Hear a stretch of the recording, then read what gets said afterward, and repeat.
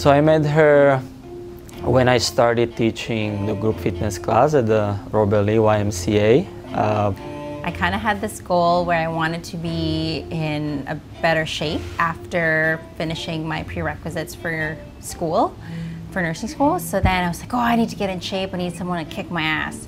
So then I started hearing these girls talking about this like teacher or whatever at 6:30 in the morning, how good he was, blah, blah, blah. So then I looked in and I was like, oh yeah, he looks really strict and his classes seem really tough. So then I went.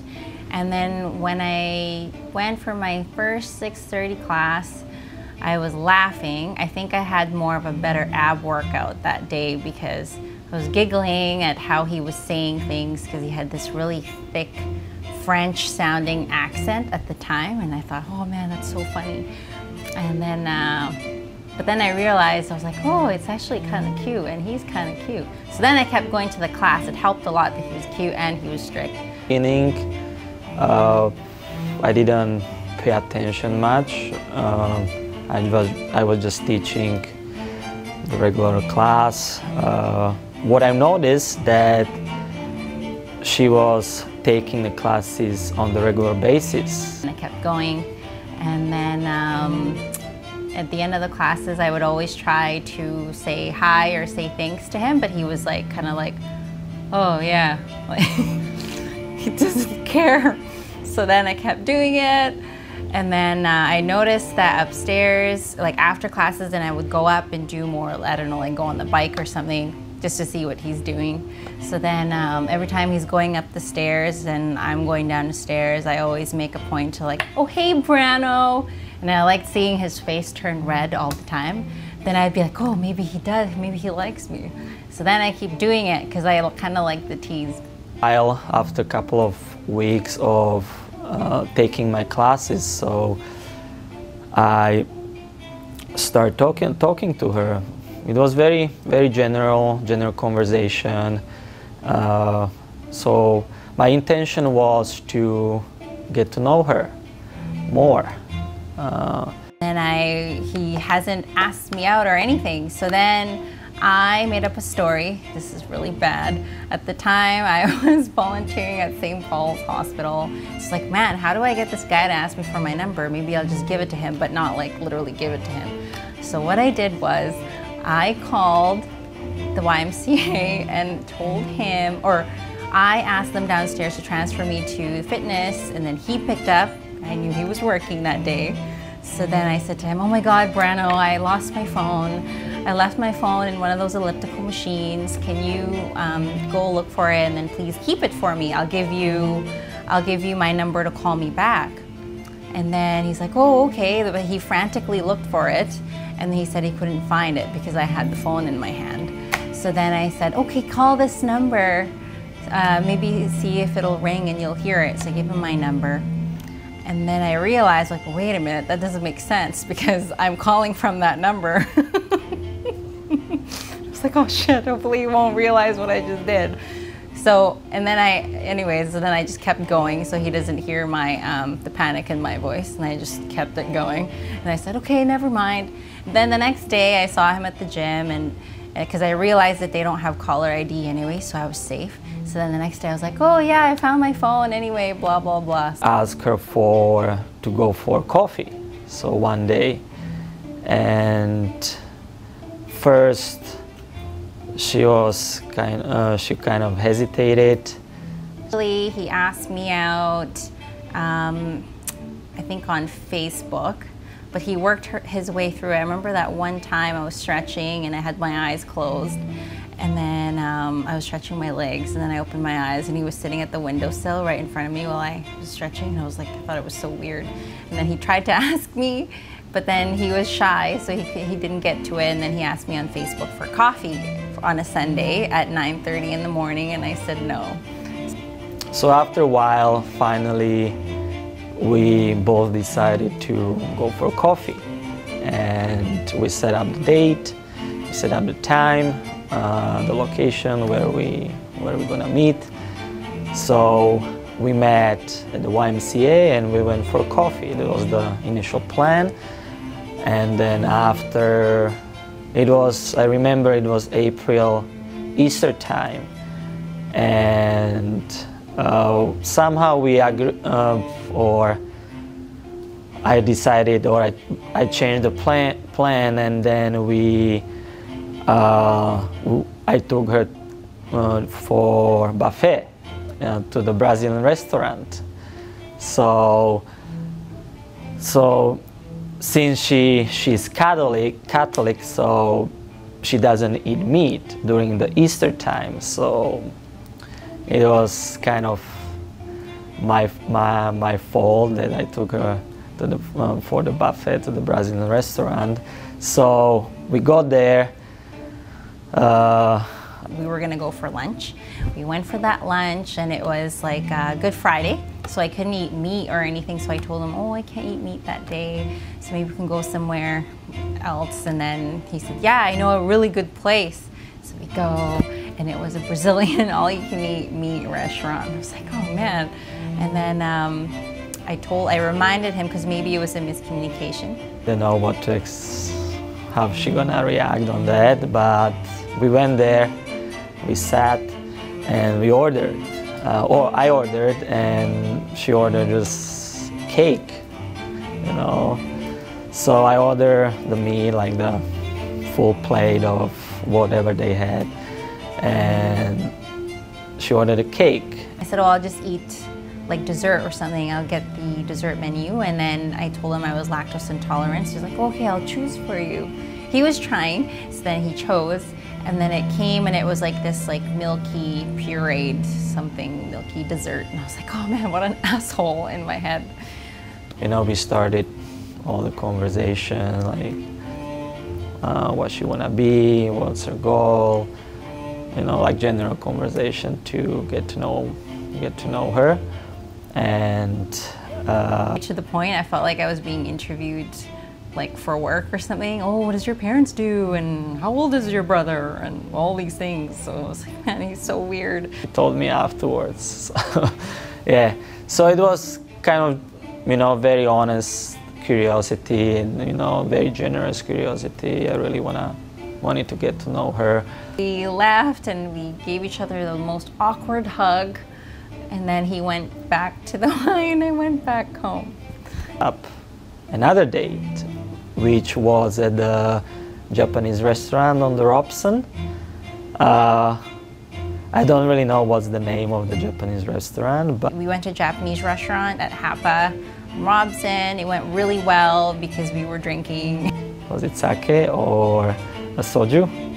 Sake or sake, right? Yeah. That's when we had our first kiss on the SkyTrain on Canada Line. I got off on the Oak Ridge and she got off on the Langara, and that was the first kiss that happened right on the train. I wasn't embarrassed, I wasn't shy. I kissed her straight up, you know. We didn't feel, I don't know if she liked it or she didn't expect maybe, but I did anyways. And it was the second icebreaker. I was waiting for it the whole entire time. I was like, oh man, if he doesn't do it, I'll do it. And so he finally did it, I think. He waited right to the last minute when the lady on the Canada Line said, Langara Station, and that's when it happened.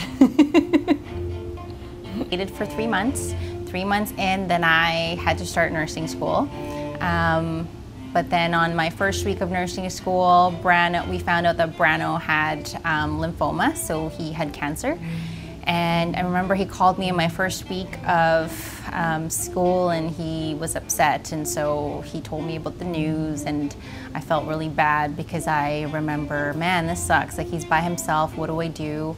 And he asked me, like, he's like, oh, I understand if you want to break up with me and all that stuff. And then I was like, oh man, I didn't even think about that.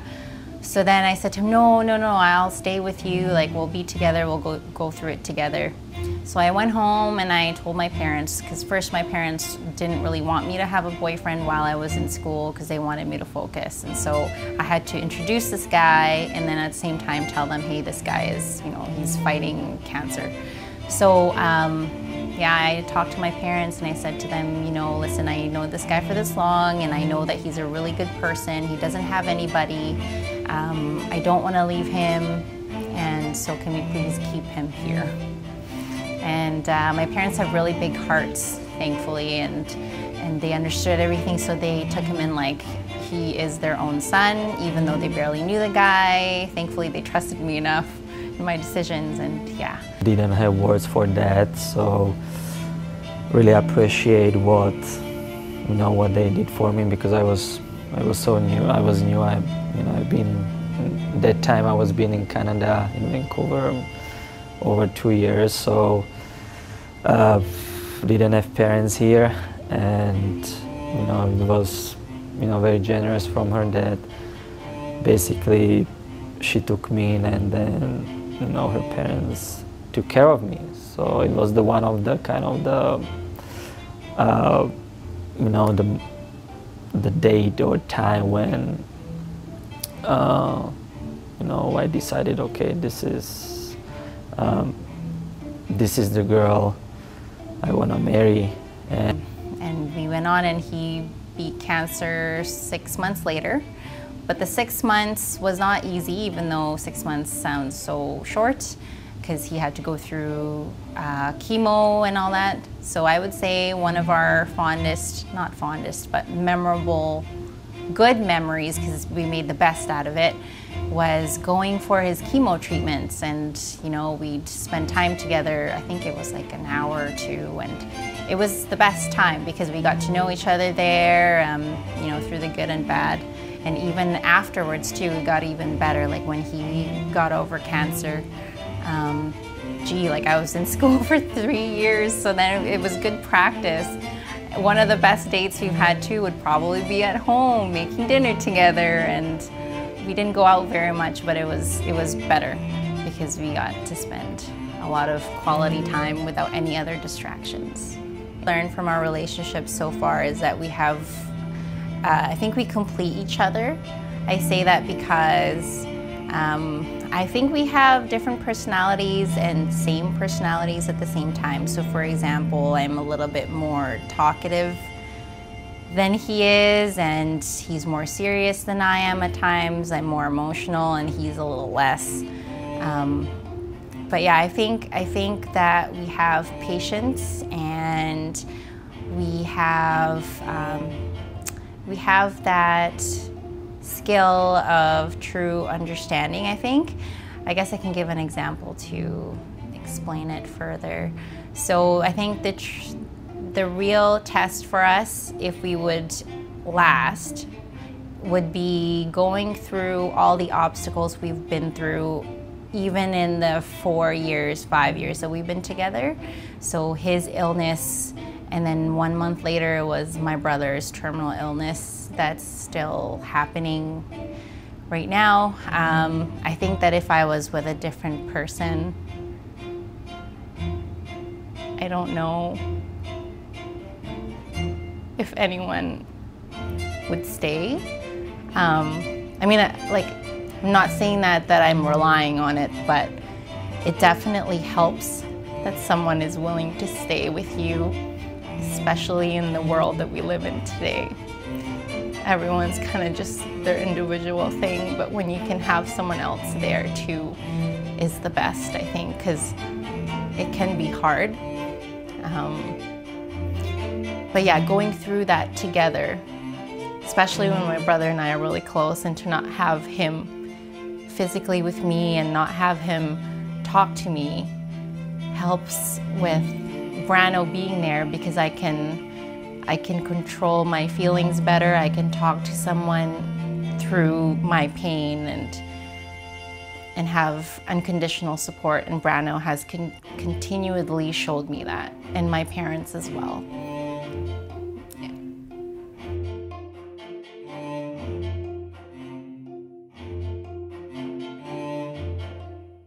I would like to say that I love my family, I love my kids. Actually, we're planning 3 kids.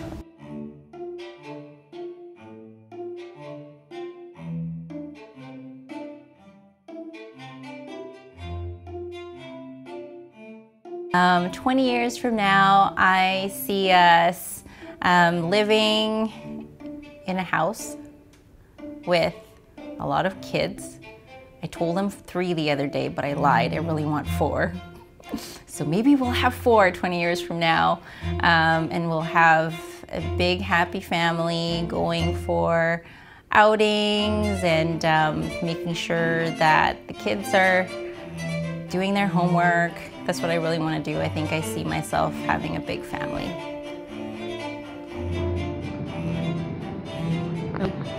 Oh, that's a good stretch. That feels really good. Oh, what the heck? What are you doing there? Hi.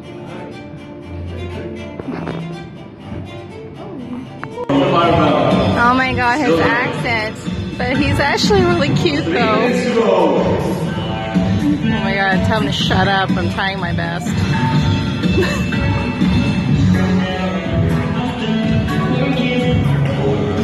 My workout. Oh hey Brano.